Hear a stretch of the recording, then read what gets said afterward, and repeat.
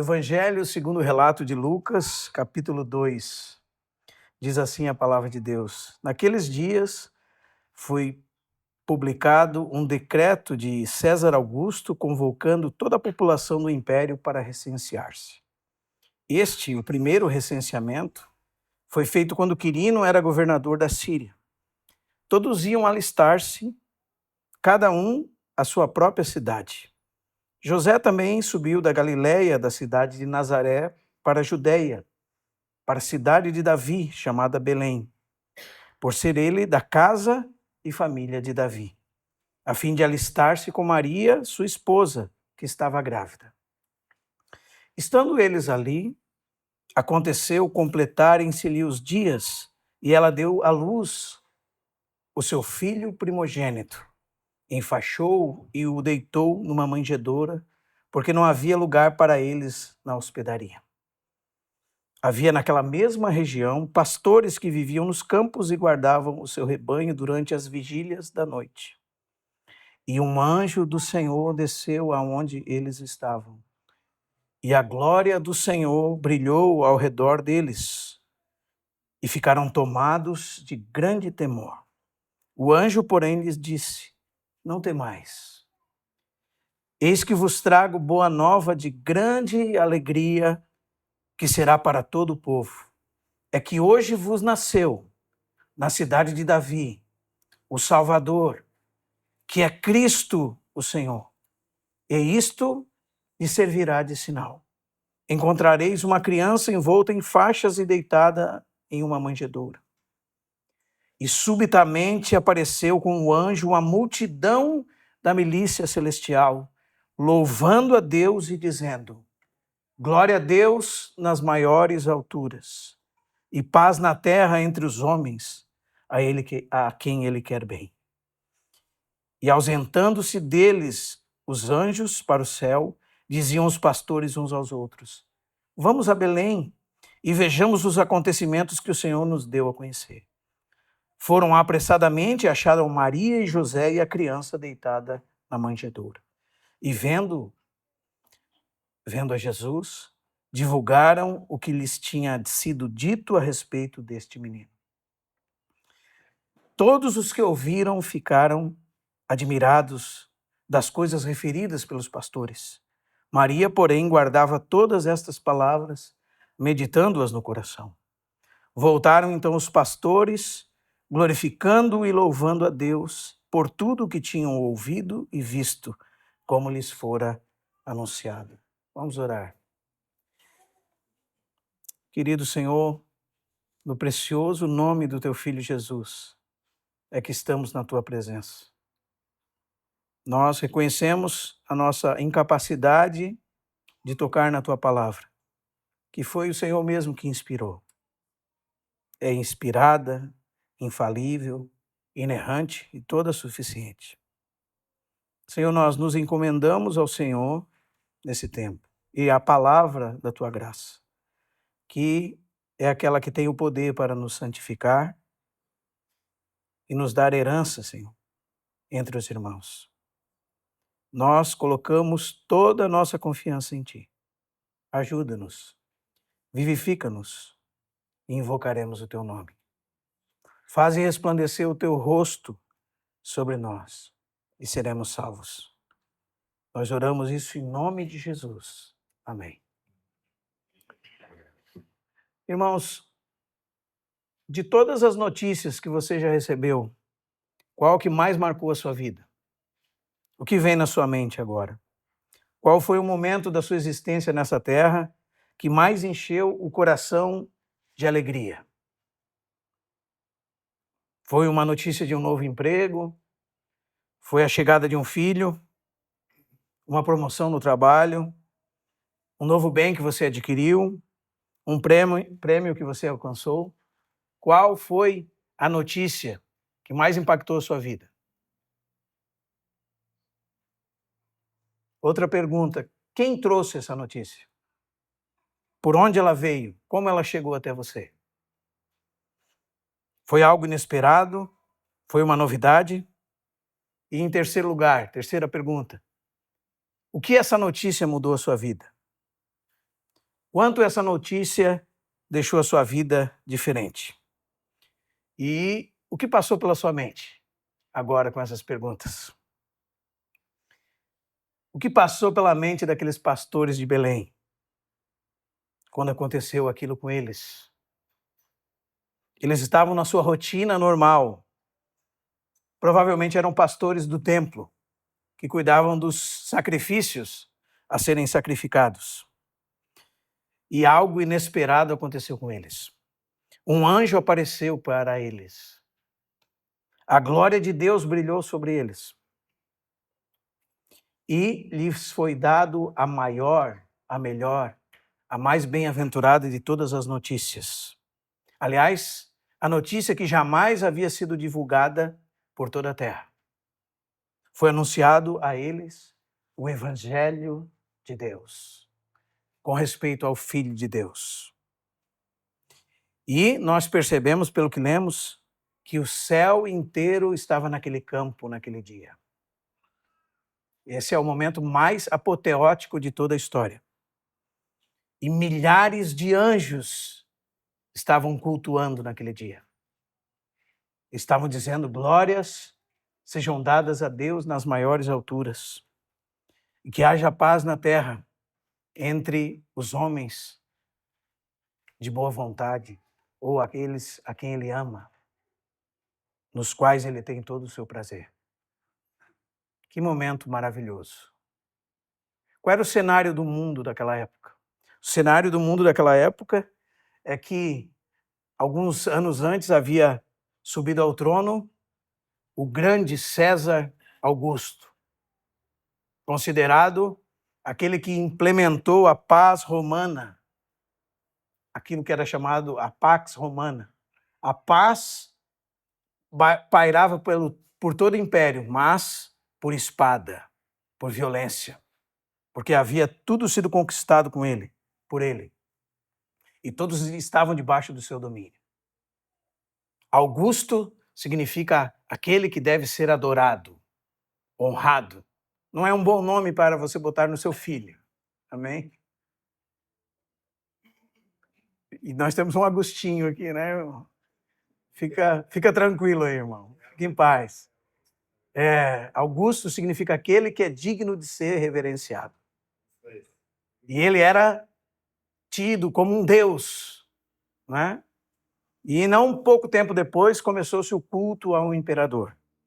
Sabe o que é, irmãos? Ele se julgava dono de todos os habitantes da terra e julgava cada um dos seus súditos como sua propriedade particular. E por que ele levanta um censo? Por que ele baixa esse decreto? Porque ele queria fazer a contagem do número daqueles que estavam debaixo do seu domínio, para contar todos aqueles que haviam estado em subserviência a ele, aqueles que eram sua propriedade particular. E assim poder tomar deles o tributo. Imagine que coisa louca, né, irmãos? Por quê? Porque, na verdade, no céu havia um rei. E esse rei diz que toda a terra é dele. Tudo o que nela há, todos os que nela habitam. Ele é chamado em Daniel capítulo 4 de o Altíssimo. E lá se diz que o Altíssimo tem domínio sobre o reino dos homens e dá a quem quer. E Daniel 2:20 diz que ele é o Deus que tira reis e destrona reis, que dá sabedoria ao sábio, entendimento ao entendido. Esse é o grande Deus e Pai de nosso Senhor Jesus Cristo. E ele havia publicado um decreto também. César publicou um decreto para descobrir todos aqueles que estavam debaixo das suas asas, debaixo do seu domínio. Mas, irmãos, o nosso Deus soberano, antes de toda a eternidade, já havia publicado um decreto. Aliás, muito antes de César existir ou qualquer outro humano nessa terra. Um edito eterno, imutável, que dizia respeito ao dia e à hora marcados em que o seu filho tomaria sobre si carne humana e nasceria de uma virgem. Deus estabeleceu esse dia e hora antes que houvesse mundo. E esse tempo estava determinado por ele. Como diz Gálatas 4:4, vindo a plenitude do tempo, Deus enviou o seu Filho. Amém? E ao longo da história havia muitas profecias relacionadas a esse dia. Aliás, 700 anos antes desse menino nascer em Belém, através do profeta Miqueias, Deus disse assim: "E tu, falando de Belém, cidade de Davi, Belém, Efratá, pequena demais para figurar como grupo das milhares de Judá, o profeta disse 700 anos antes, de ti sairá o guia, que há de apacentar o meu povo Israel, cujas saídas são antes dos tempos eternos, desde os dias da eternidade." César, irmãos, livremente tomou suas decisões, porém todas elas estavam debaixo do controle divino. E mesmo assim, nós podemos sempre compreender, segundo as Escrituras, que ele era totalmente responsável por aquilo que fazia. Mesmo assim, Deus tinha as rédeas da história. E Deus nunca deixou de ter as rédeas da história. Aliás, ele pensava que estava dando ordens aos habitantes debaixo do seu domínio. Mas ele estava só se movendo para que o propósito eterno de Deus se cumprisse por meio de Jesus Cristo. Então, irmão, perceba isso. Que segurança o povo de Deus pode ter em Deus, como o Deus que conduz a história, como Deus que cumpre os seus planos, como Deus imutável, como Deus que tem seus propósitos irremovíveis e cumprirá tudo aquilo que disse a respeito de Cristo e a respeito de cada um de nós em Cristo. No decreto divino havia um rei que havia de nascer em Belém.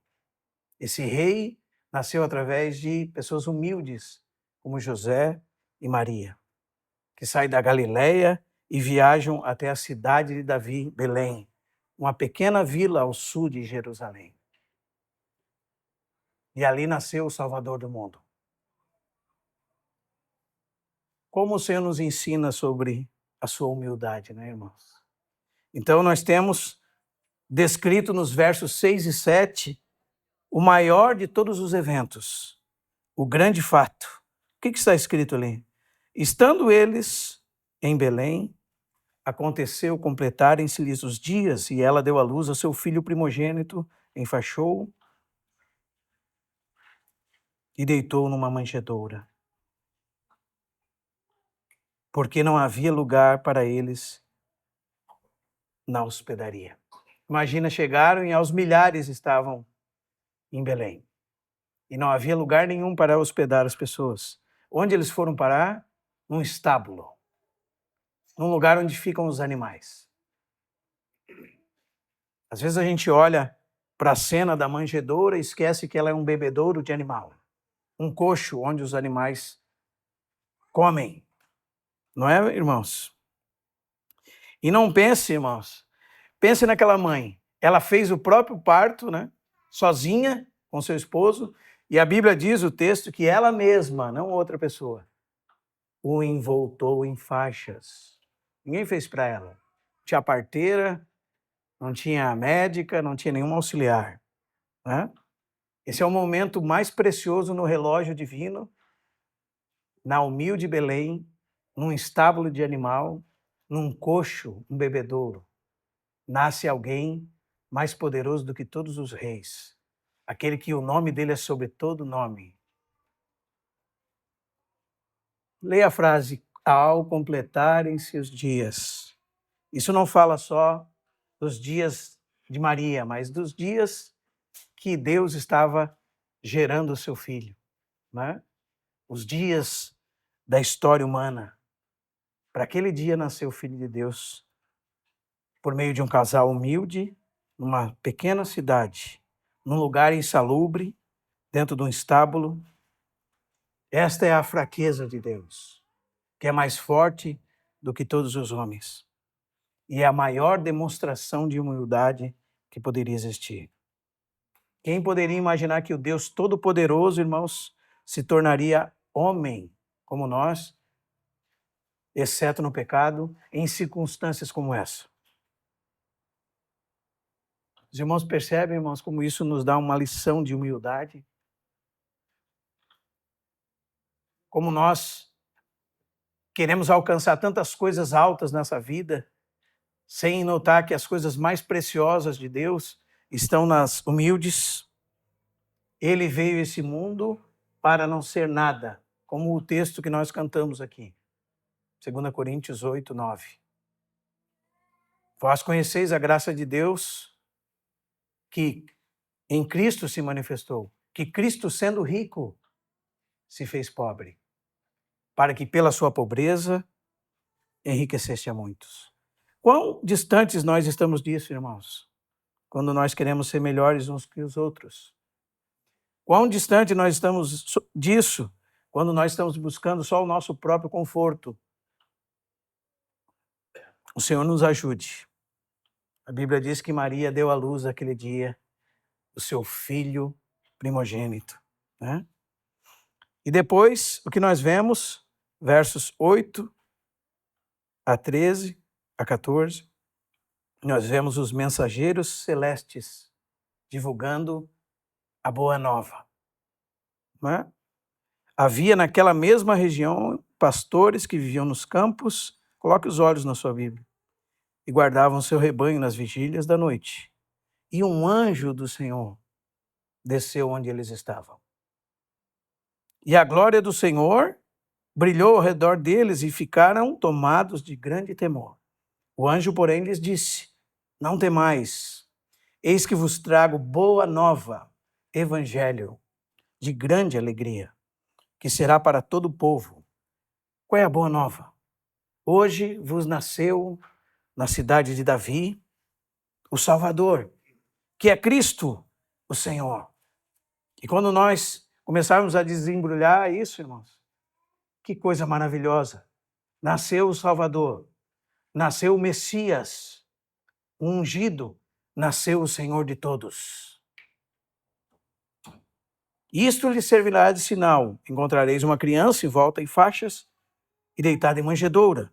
E subitamente apareceu com um anjo uma multidão do exército celestial, louvando a Deus e dizendo: glórias a Deus nas maiores alturas e paz na terra entre os homens a quem Ele quer bem.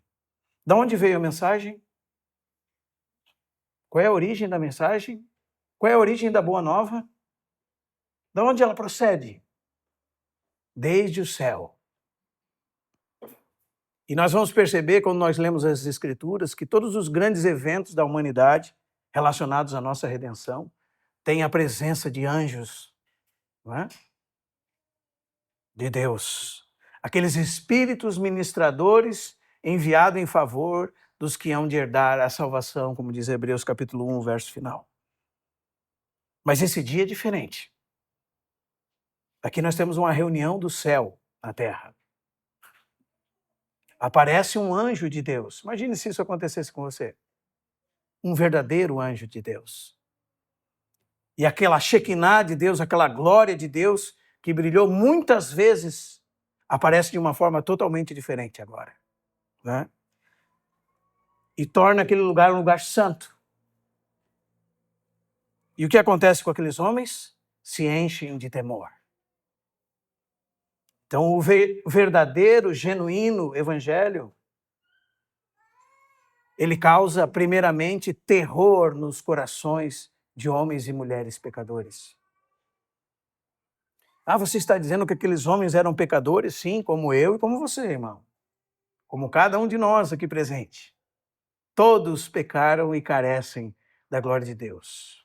Não há um justo sequer. Todos juntos são como pessoas inúteis. Não há quem faça o bem, a palavra de Deus diz. Não há quem faça o bem. Até mesmo as nossas boas ações têm segundas intenções. Não é assim? E todos quebraram a lei de Deus. E não passam no crivo da santidade de Deus. Então, quando aparece a glória de Deus, o que fazemos? Nos vemos como realmente somos, pecadores, afastados de Deus. E é isso que aconteceu com Isaías, por exemplo, no capítulo 6 de Isaías, quando ele diz que viu a glória do Senhor e viu aqueles seres celestes diante de Deus. O que ele disse? Ai de mim, que sou um homem de lábios impuros e habito no meio de um povo de impuros lábios, e os meus olhos viram o Rei, o Senhor dos Exércitos. Então, a primeira atitude deles é a primeira atitude que nós vamos ter quando verdadeiramente somos confrontados com essa notícia, o Evangelho da nossa salvação. Então, como é que nós vivemos, irmãos, diante de um Deus santo? Nós vivemos dias difíceis no mundo hoje, irmãos, onde a santidade de Deus é levada como se não fosse nada.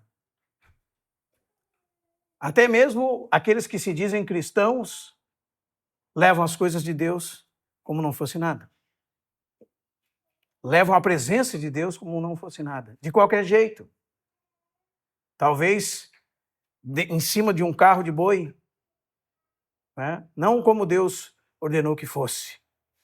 O Senhor disse em Levítico 10, serei glorificado em todos aqueles que se aproximam de mim, mostrarei minha santidade neles. Esse é o momento que os 2 filhos de Arão são fulminados na presença de Deus por causa de apresentarem diante de Deus fogo estranho.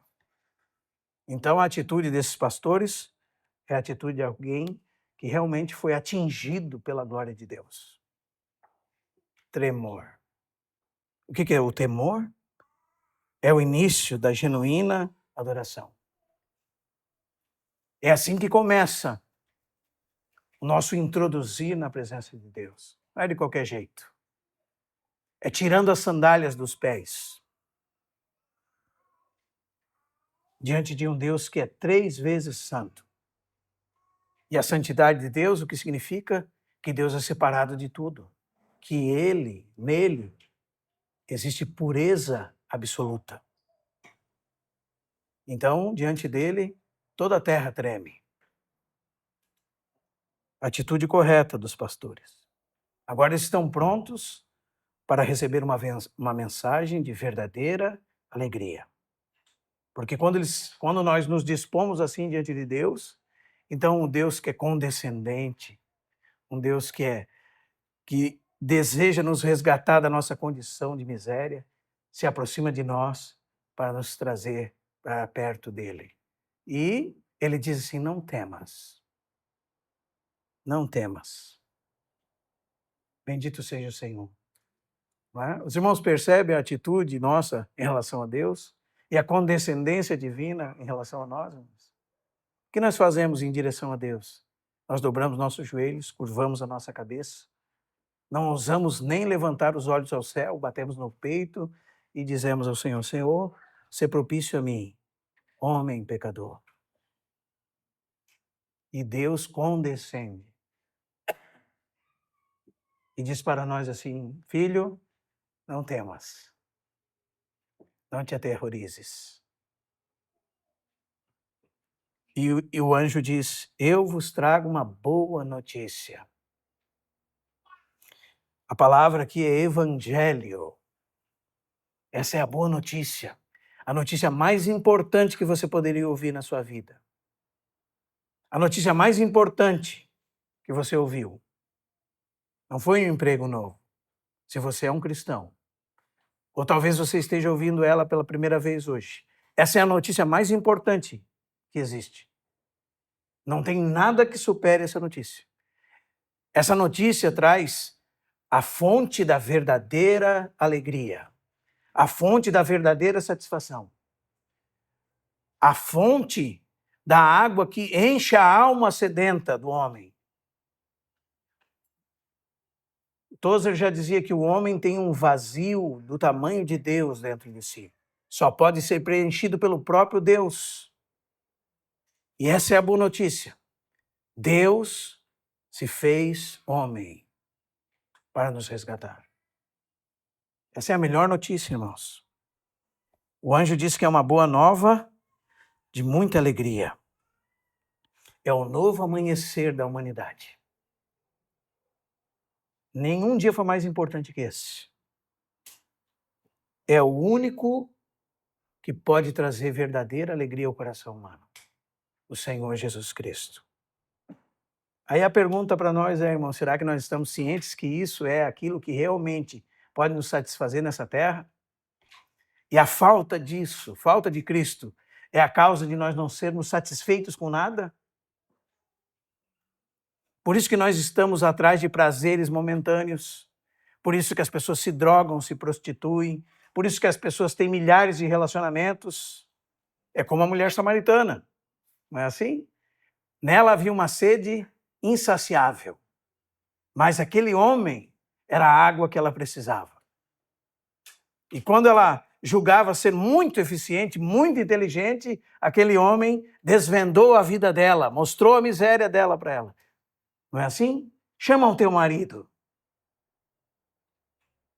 E o texto diz que ela respondeu, não tenho marido.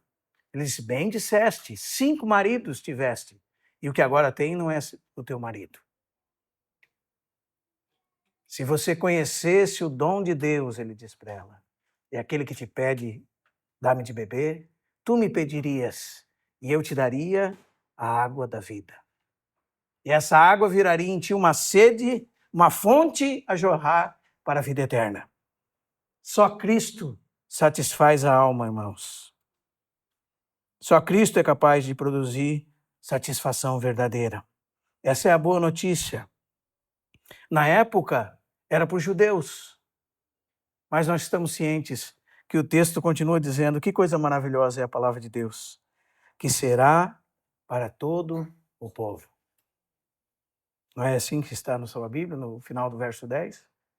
Não só para os judeus, para todos os homens. Como isso é maravilhoso. Amém? E segue adiante. Qual é a realidade dessa boa notícia? Qual é a substância dessa boa notícia? Não é aquilo que Cristo pode nos dar. É o próprio Cristo. A pessoa dele. O Deus que se fez homem. 100% Deus, 100% homem. Divino e humano. Essa é a substância da Boa Nova. Sua obra, todos os seus feitos, seus milagres, suas maravilhas, seus sinais. A boa notícia é, hoje vos nasceu, na cidade de Davi, o Salvador, que é Cristo, o Senhor. Quem nasceu aquele dia? O Salvador. Ah, tá vendo, irmão? Ele vai me salvar de todos os meus problemas. Não significa isso. Ele vai me curar de todas as doenças que eu tiver. Também não significa isso. Apesar que ele pode curá-lo, sem dúvida nenhuma.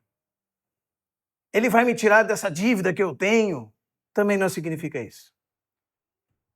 Isso é um outro evangelho de um outro Jesus, que é uma mercadoria produzida por essa modernidade cheia de ambições, cheia de loucuras em nome de Deus.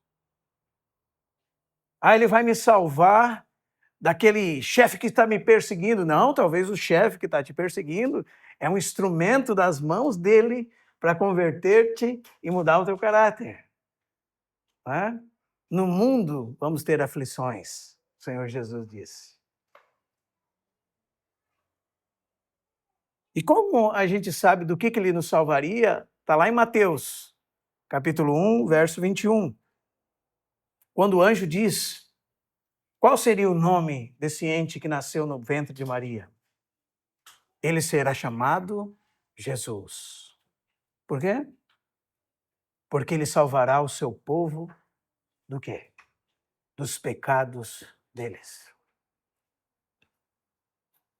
Do que Jesus vai nos salvar, irmãos? Do que Jesus nos salvou?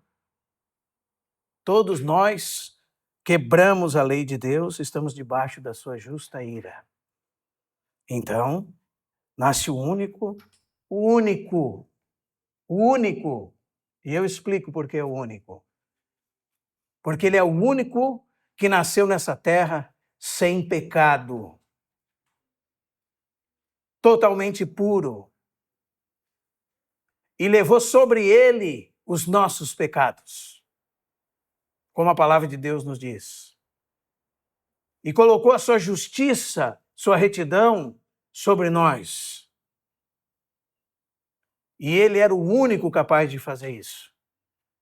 Porque ele era Deus, então poderia perdoar pecados. E porque ele era homem, então poderia morrer em nosso lugar e pagar a nossa pena. Cristo morreu, nós lemos no início da reunião, pelos nossos pecados. Ele não morreu num acidente. Ele não morreu por causa que eles tramaram contra ele. Ele morreu porque o Pai o entregou, ele se entregou e os homens o mataram. Segundo o desígnio e determinação de Deus, no dia em que Deus quis que ele fosse entregue como oferta pelos nossos pecados. É só você ler Mateus capítulo 26. Eles estavam tramando para assassinar Jesus e diziam uns aos outros, não durante a festa.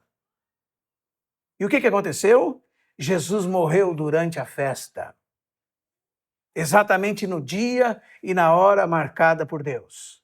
Não pela vontade deles, mas por Deus. E sobre ele foi o nosso pecado e a nossa miséria. Por isso nós recebemos agora de graça a oferta da salvação. O perdão dos nossos pecados. Bendito seja o nome do Senhor. Esse é um verdadeiro Salvador. Esse é o nosso grande Salvador, o Senhor Jesus Cristo. Mas ele também é o Cristo. O que significa isso? Isso fala da sua missão. Ele é ungido, descendente de Davi, segundo Samuel, capítulo 7, verso 14, que sentaria no trono de Davi e reinaria para todo sempre. E ele reina pelos séculos dos séculos, para todo sempre. E ele foi ungido como rei. Ele foi ungido como sumo sacerdote. Ele foi ungido como profeta. Ele é ungido de Deus.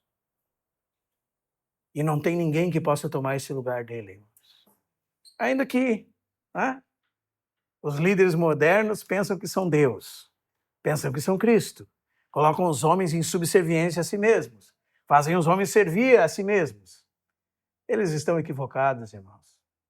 Eles não têm nenhuma das prerrogativas necessárias para serem o Cristo. Eles não são Deus e homem ao mesmo tempo. Eles não morrem e podem ressuscitar 3 dias depois. Eles não são sem pecado. Eles não têm nenhuma das prerrogativas para serem o Cristo, o Filho de Deus, que foi declarado diante de todos os homens filho de Deus pela ressurreição dos mortos. Amém? Então não tome o lugar de Cristo.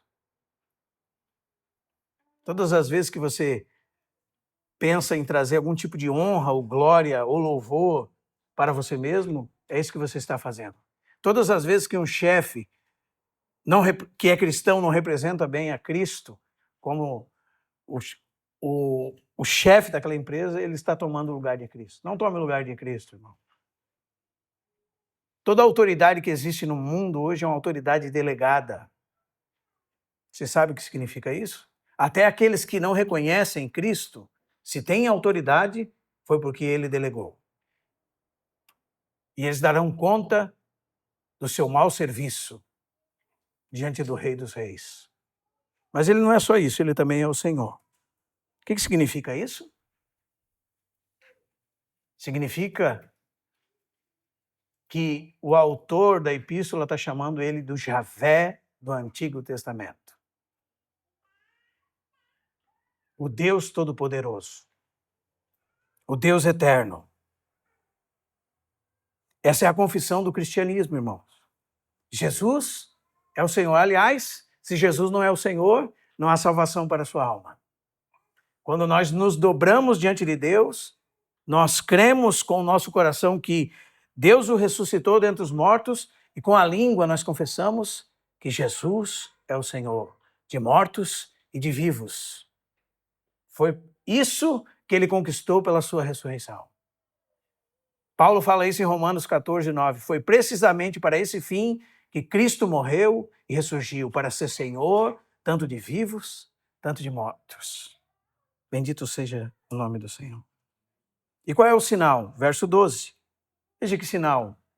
Que grande sinal, né, irmãos? Um bebê envolto em faixas e deitado numa manjedoura. O que significa isso? Nasceu um homem. Nasceu uma criança. Nasceu um ser humano. Totalmente igual a mim e você. Porém sem pecado. E como diziam os pais da igreja, aquilo que ele não assumiu não pode salvar. Por isso ele nos toma a forma de um homem. Porque aquilo que ele não assumiu, ele não pode resgatar. E como uma ovelha pura, sem defeito, se entrega no meu e no seu lugar. E nós avançamos verso 13, o propósito dessa boa nova. O que diz? Depois que eles ouviram essa boa nova do anjo, a Bíblia diz que subitamente apareceu o quê, irmãos? Um exército celestial. Milhares e milhares de anjos de Deus cantando. Eles presenciaram um culto do céu.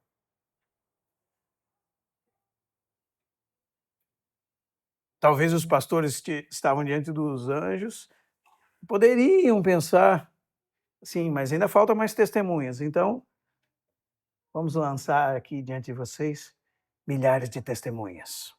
Né? Não somente um anjo, milhares de anjos. Cantando um coro a Deus e prestando culto. O que os anjos cantam?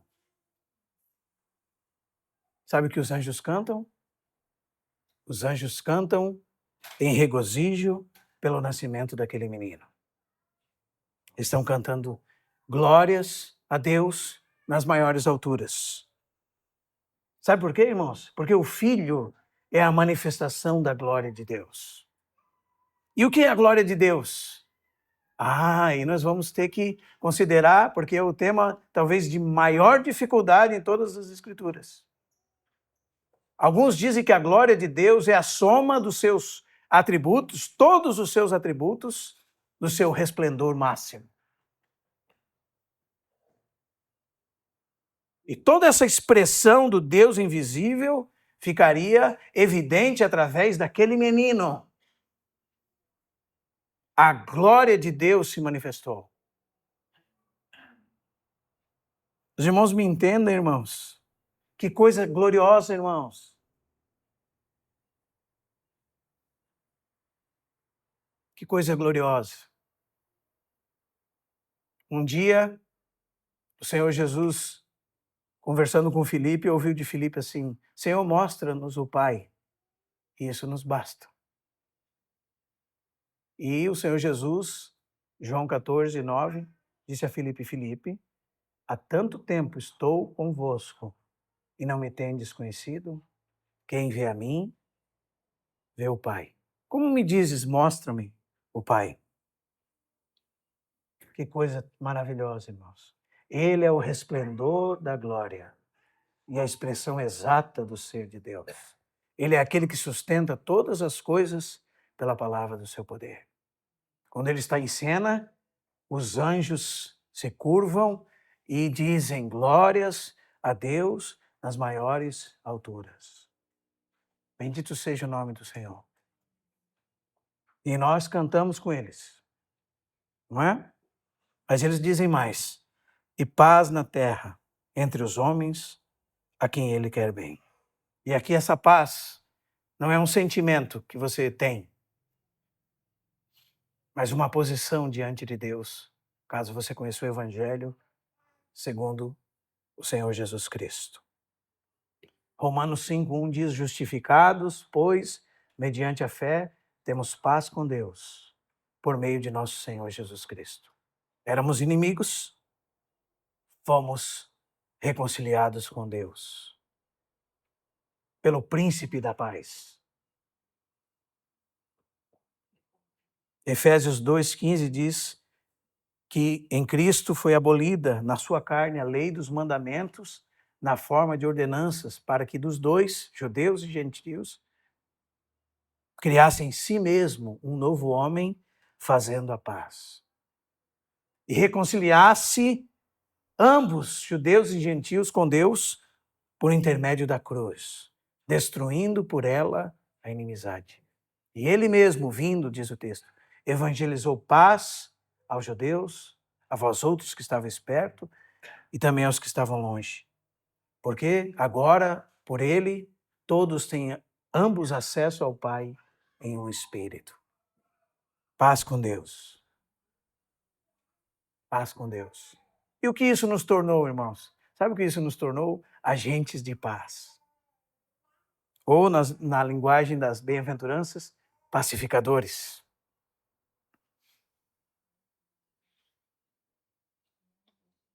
No mundo não há paz. Em nenhum outro lugar há paz. Os irmãos estão me entendendo, irmãos? A paz é o resultado do Evangelho. De reconciliar-se com Deus. De lavar no sangue de Cristo a sua consciência. Então podemos nos apresentar puros diante de Deus e Deus nos recebe como filhos. Não mais como estrangeiros, peregrinos, mas como concidadãos dos santos. Antes nós éramos ímpios, pecadores, inimigos de Deus, mas Ele nos reconciliou consigo mesmo em Cristo Jesus. E de ambos, judeus e gentios, fez um e fez paz com Deus. E mais, irmão, tornou eu e você mensageiros da paz. Aqueles que estão em Cristo são chamados de pacificadores. Agora você já pensou o que significa isso na prática? O que significa você carregar em si mesmo a paz de Deus? Você já pensou que quando você faz contenda, quando você discute, quando você causa confusão, você está envolvido em disputas, você não entendeu de que espírito você é? Os irmãos compreendem sobre isso, irmão? Falava para alguns irmãos essa semana. Pense em Mateus capítulo 10. Quando Jesus envia os 12 a pregar. Como se comissiona eles. Vocês vão em meu nome. Significa que vocês vão como meus representantes e levam a minha presença com vocês. Ele é a paz de Deus dada ao mundo. Aí o Senhor diz para eles assim: quando chegares numa cidade, procurai uma casa que seja digna. Entrando nela, saudai-a.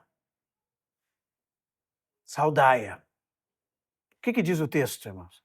Se essa casa for digna, repouse sobre ela a vossa paz. É isso que diz o texto. Você já pensou nisso, irmão? Está dizendo que a presença de um discípulo de Cristo, representante de Cristo, num lugar, traz sobre aquele lugar a paz de Cristo. E o texto segue dizendo: se ela não for digna, retorne para vós a vossa paz. Eu lembro que há uns anos atrás ouvi de um amigo meu, nem me lembro qual era, mas ele contava que quando ele era criança, ele viu os pais brigando em casa, discutindo. Mas o vô dele era um crente, fiel a Deus. E diz que os pais discutiam, se degladiavam, se brigavam, até o vô chegar. Até o vô chegar. E quando o vô chegava na casa, dizia assim: paz seja convosco. E ele contava que quando o vô chegava, a paz chegava com o vô. E quando os pais estavam brigando, ele orava a Deus pequenino: Senhor, manda o vovô para casa. Traz vovô até aqui. E Deus ouvia a oração dele e enviava o vovô para casa.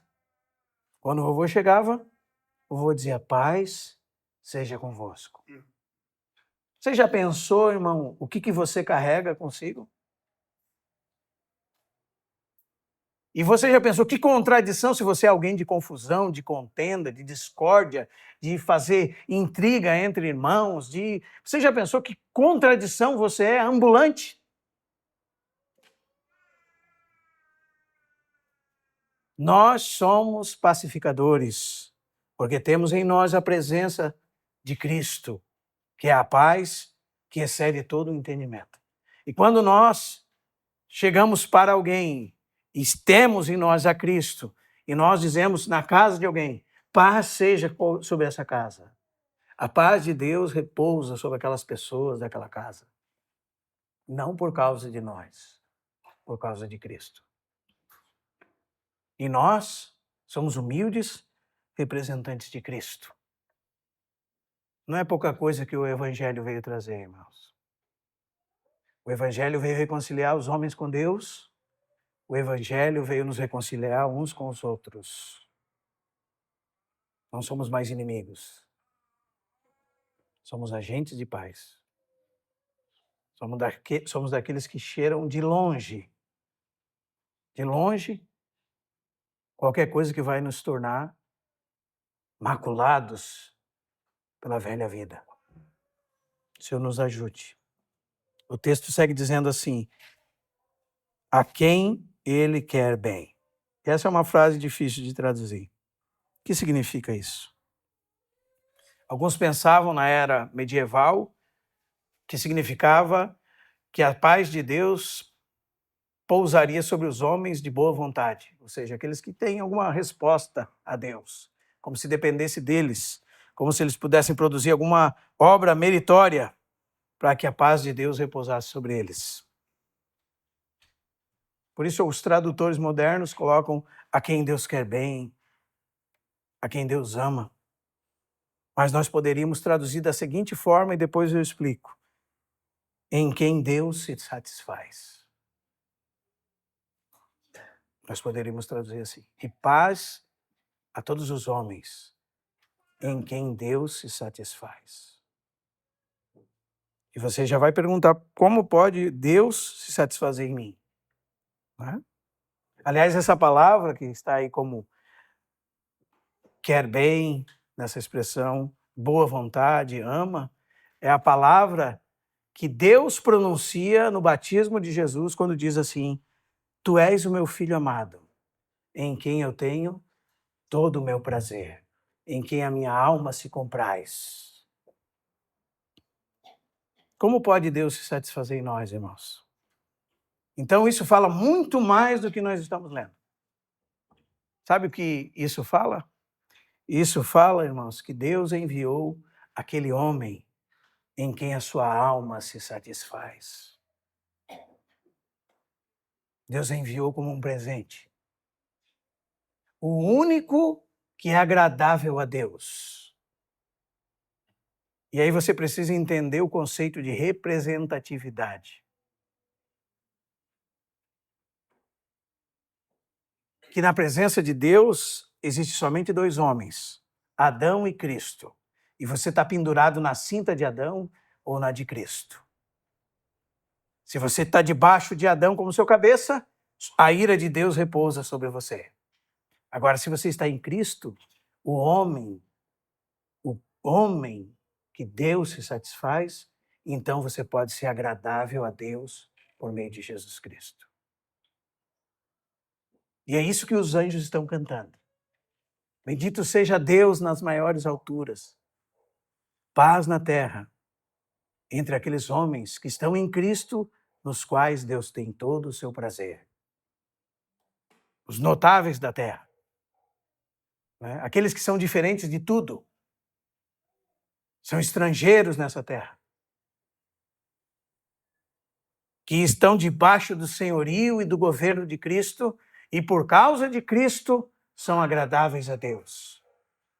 Então, em si mesmos, eles conhecem sua miséria, sua depravação e correm para o esconderijo do Altíssimo e repousam à sombra do Onipotente. Então, por causa de Cristo, Deus tem neles o seu prazer. Porque quando ele olha para o Israel, ele vê a Cristo. Vê o Israel coberto pelo sangue de Cristo. Vê o Israel debaixo do senhorio de Cristo. E agora o Israel se torna agradável a Deus por causa de Cristo. É isso que os anjos estão cantando. Amém? E vamos seguindo bem rápido agora. O encontro com a boa nova. E ausentando-se deles os anjos, diziam os pastores, verso 15, uns aos outros: vamos a Belém e vejamos os acontecimentos que o Senhor nos deu a conhecer. Primeiro, irmãos, o genuíno evangelho produz uma resposta obediente. Prontamente eles ouviram. O que aconteceu? Eles responderam. Qual é o sinal que eles receberiam? Vocês vão ver um menino envolto em faixas e deitado numa manjedoura. O que aconteceu? Vamos até Belém e vejamos os acontecimentos que o Senhor nos deu a conhecer. Também, esse evangelho leva nós, cada um de nós, a fazer Cristo conhecido. Não é isso que eles estão fazendo? Eles chegam, encontram a criança e o texto nos diz assim: e divulgavam o que lhes tinha sido dito a respeito do menino. Os irmãos percebem o que a Boa Nova faz num coração obediente? Torna ele um mensageiro.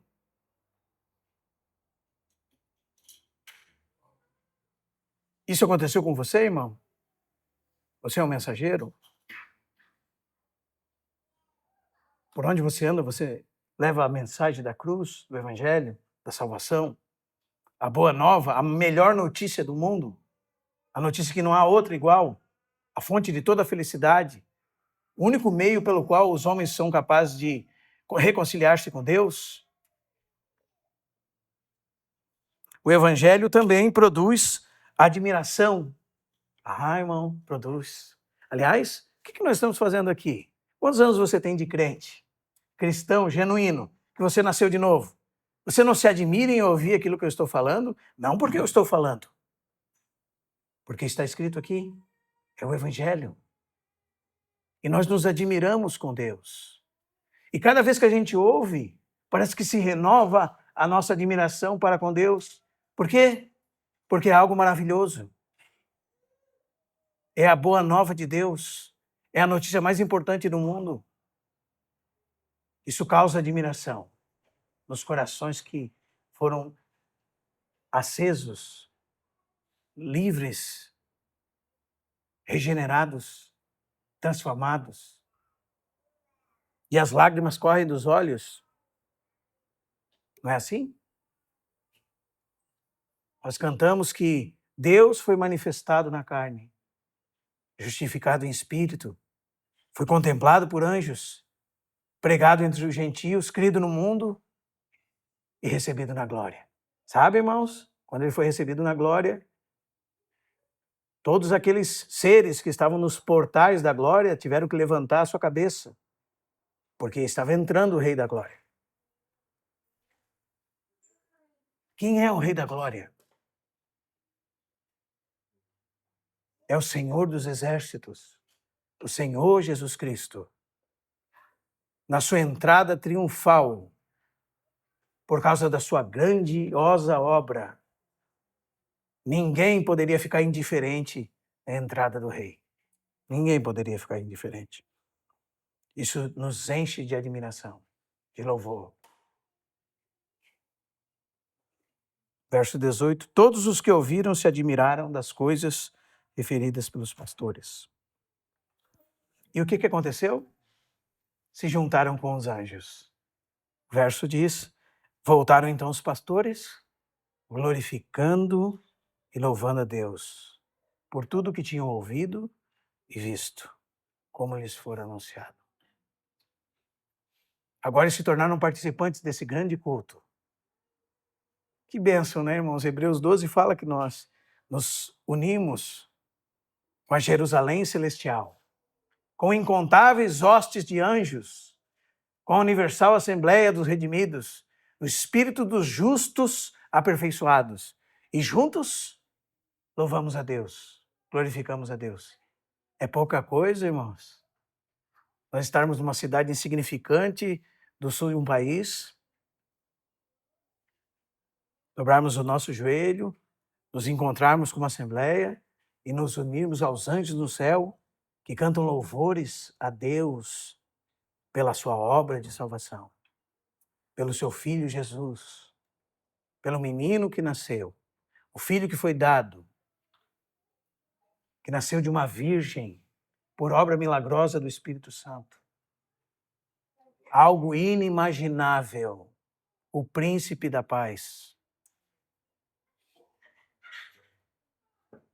Quantos inimigos deceparam, irmãos, deceparam, pensavam que haviam aniquilado o plano de Deus. Quantos inimigos deceparam o tronco de Jessé. E qual era a promessa? Que daquele toco nasceria um renovo. Nesse dia nasceu o renovo. Não é? Aquele que governará o mundo inteiro. Não é qualquer coisa, irmãos. Cristo morreu pelos nossos pecados, segundo as Escrituras. Ele veio, ele cumpriu a sua obra, ele terminou o seu trabalho, está sentado à direita de Deus, até que todos os seus inimigos, por causa da sua obra, na execução da sua pena, sejam colocados prostrados aos seus pés. E esse recebeu do Pai o nome que está acima de todo nome, para que todo joelho se dobre, nos céus, na terra e debaixo da terra. E toda língua confesse que Jesus é Senhor. É assim que o Pai é glorificado. Os irmãos entendem, irmãos? Quantas vezes o Pai falou dele assim, irmãos? Este é o meu filho, o meu eleito. Nele a minha alma se compraz. É ele que nós ouvimos, é a ele que nós pregamos, é ele que edifica a sua igreja, é debaixo dele que nós estamos. Não tinha como o céu ficar indiferente, irmão. Não é verdade? Não havia como o céu ficar indiferente. O céu canta as glórias de Deus. O céu anuncia a mensagem de Deus ao mundo. Como você e eu respondemos a isso? Como os pastores, reconhecendo a nossa miséria, a nossa falta de credibilidade diante de Deus, a nossa pecaminosidade, para que possamos ouvir de Deus, não temas. A raiz de Jessé, o leão da tribo de Judá, venceu. E a boa nova foi anunciada para mim e para você. Que coisa maravilhosa. Qual é a notícia boa que você está esperando ainda? De quem que você está esperando? É mais dinheiro para afundar você na sua miséria e no pecado? O que você vai dar em troca da sua alma? Quando findar o seu trabalho, o que você tem nas mãos? Se você tiver a Cristo, você é o detentor de toda a riqueza que Deus pode oferecer. E não há riqueza maior nessa terra. Foi isso que Asaf entendeu no Salmo 73. Por isso ele parou de ter inveja dos ímpios. Quando muda a nota daquela canção, diz até que entrei no santuário.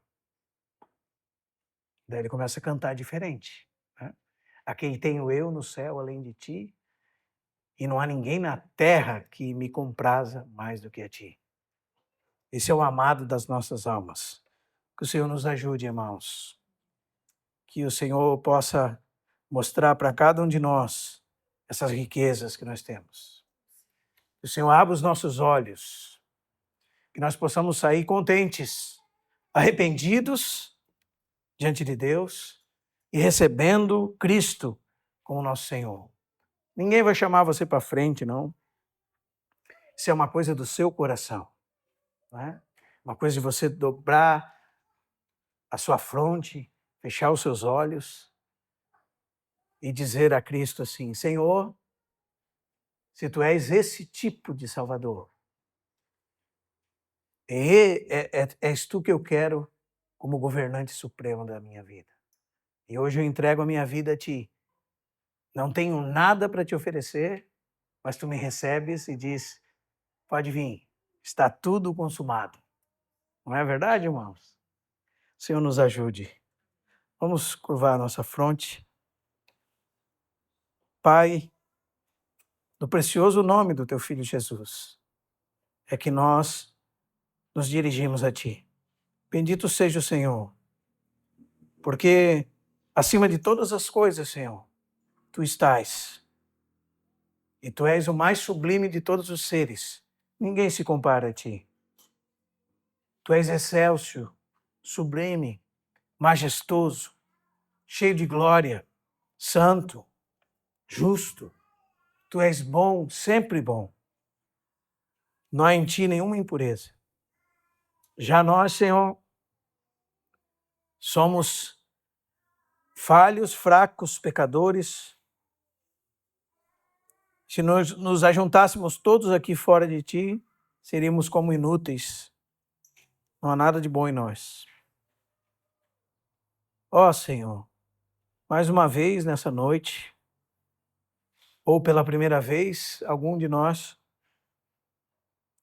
mais uma vez, Senhor, nos entregamos a ti. Porque somos teus por direito. O Senhor é a terra e tudo que nela há. É teu direito, Senhor. E nós nos entregamos a ti. Tu és o Senhor e Rei de todas as coisas. E nós confessamos que Jesus é o Senhor.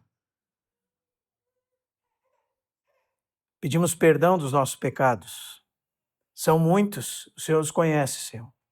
E sem dúvida, iremos continuar nos arrependendo e pedindo a Ti, tenha misericórdia de nós. Ser propício a nós, Senhor, como Tu foi e é e sempre será em Cristo. Perdoa as nossas ofensas. Ajuda-nos. Capacita os irmãos, todos nós, a sermos mensageiros de paz. Homens e mulheres que são representantes do Senhor e levam o Senhor por onde quer que vá. Ajuda-nos, Senhor. Purifica-nos. Lava-nos. Santifica-nos na verdade. A Tua palavra é verdade. E ajuda-nos a sempre estar unidos, juntamente com os anjos, cantando glória a Deus nas maiores alturas. Paz na terra entre os homens a quem Ele ama. E a confessar, Senhor, essa verdade e anunciar essa boa nova. Nós oramos e pedimos isso a Ti em nome de Jesus. Amém. Proclamamos, Deus, Tua palavra.